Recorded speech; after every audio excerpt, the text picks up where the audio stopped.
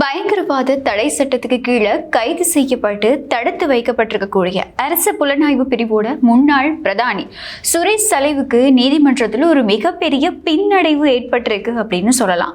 நான் 2019ஆம் ஆண்டுல இலங்கையிலேயே இருக்கல அப்படின்னு சொல்லி சுரேஷ் சலே என்னதான் சொல்லியிருந்தாலும் கூட அவரோட பாஸ்போர்ட்டே பல விஷயங்களை இப்போ அம்பலப்படுத்தி இருக்கு அப்படின்னு சொல்லலாம். சட்டம் அதிபர் திணைக்களம் நீதிமன்றத்தில் முன் வச்சிருக்கக்கூடிய அந்த மிக முக்கியமான தகவல்கள் என்ன?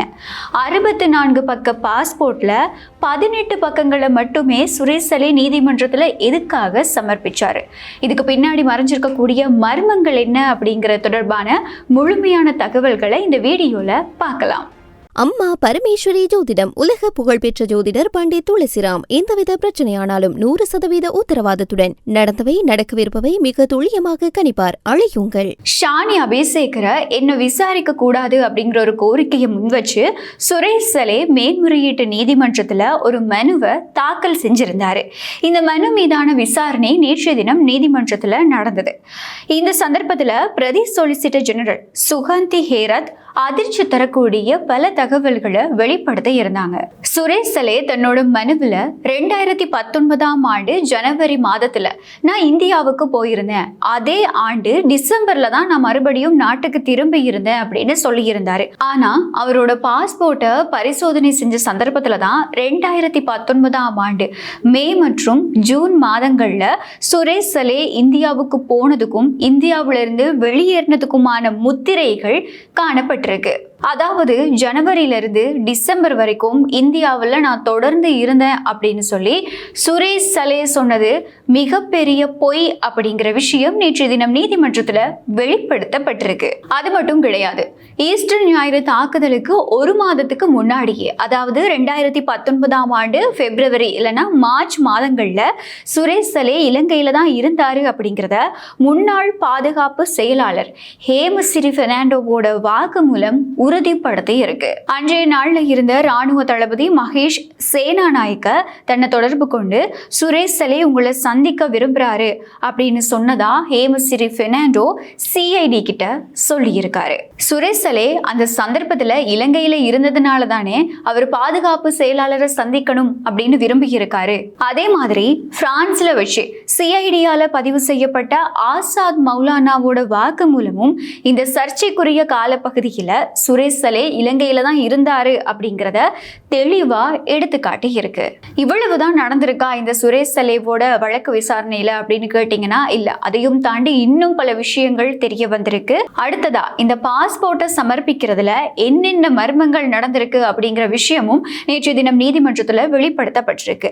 64 பக்கங்களை கொண்ட அதிகாரப்பூர்வ பாஸ்போர்ட்ல வெறுமனே 18 பக்கங்களை மட்டும்தான் சுரேஷ் சலே நீதிமன்றத்துல சமர்ப்பிச்சிருக்காரு. அதையும் தாண்டி மலேசியால இருந்து வந்ததுக்கு அப்புறமா தன்னோட ராஜதந்திர பாஸ்போர்ட்டை வெளிவிவகார அமைச்சுக்கிட்ட ஒப்படைச்சிட்டதா சுரேஷ் சலே சொல்லியிருந்தாரு. ஆனா இப்போ நீதிமன்றத்துல அதோட ட்ரூ காப்பியை சமர்ப்பிக்க முயற்சி செய்யறது அப்படிங்கிறது எப்படி சாத்தியப்படும் அப்படிங்கிற கேள்விதான் இந்த இடத்துல பெருமளவுல எழுப்பப்பட்டு இருக்கு. இதனாலதான் சட்டமா அதிபர் திணைக்களம் இவர்களுடைய கரங்கள் சுத்தமானவை அல்ல அப்படின்னு நீதிமன்றத்துல காரசாரமா சொல்லியிருக்கு. இன்னொரு பக்கம் சாய்ந்த மருது குண்டு வெடிப்புல சாரா ஜஸ்மின் உயிரிழந்துட்டாங்க அப்படிங்கிறத காட்டுறதுக்காக 3வது தடவையும் DNA பரிசோதனை நடத்த சுரேஷ் சலே கடுமையான அழுத்தம் கொடுத்திருக்கதா முன்னாள் பிரதி போலீஸ்மா அதிபர் ரணசிங்க வாக்குமூலம் வழங்கி இருக்காரு. இந்த விசாரணைகளை திசை திருப்ப சுரேஷ் சலே முயற்சி செஞ்சாரா அப்படிங்கிற கேள்வியும் இப்போ எழுப்பப்பட்டு இருக்கு. ஷானி அபிஷேகரை சிஐடிக்கு வர்றதுக்கு முன்னாடியே சுரேஷ் சலேவுக்கு எதிரான விசாரணைகளும் பயண தடைகளும் விதிக்கப்பட்டிருந்த பின்னணியில ஷானி அபிஷேகரை பழி வாங்குறாரு அப்படிங்கிற சலேவோட வாதத்தை அரசு தரப்பு முற்றிலுமா மறுத்திருக்கு. இந்த மாதிரி பல விஷயங்கள், பல மர்மங்கள் நேற்றைய தினம் நீதிமன்ற விசாரணையில வெளிச்சத்துக்கு வந்திருக்கு. இப்படியான பின்னணியில நேற்றைய தினம் நீதிமன்றம் இந்த வழக்கு விசாரணையை இன்றைய நாளுக்கு ஒத்தி வச்சிருந்தது.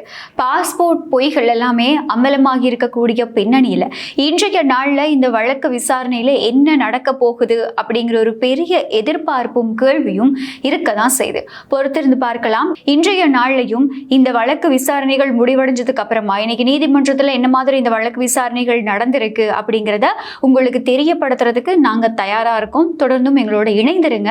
இந்த மாதிரியான தகவல்கள் உடனுக்குடன் தெரிந்து கொள்ள எங்களுடைய சேனலை சப்ஸ்கிரைப் பண்ணி வச்சுக்கோங்க. அது மட்டும் இல்லாம இந்த மாதிரி நடந்துகிட்டு இருக்கக்கூடிய சம்பவங்கள் தொடர்பா, இப்படி வெளியாகிட்டு இருக்கக்கூடிய தகவல்கள் தொடர்பா உங்களோட கருத்துக்களை கமெண்ட்ல சொல்ல மறக்காதீங்க. மறுபடியும் இன்னொரு வீடியோல சந்திக்கலாம். அம்மா பரமேஸ்வரி ஜோதிடம் உலக புகழ்பெற்ற ஜோதிடர் பண்டிட் துளசிராம். எந்தவித பிரச்சனையானாலும் 100% உத்தரவாதத்துடன் நடந்தவை நடக்கவிருப்பவை மிக துல்லியமாக கணிப்பார். அழையுங்கள்.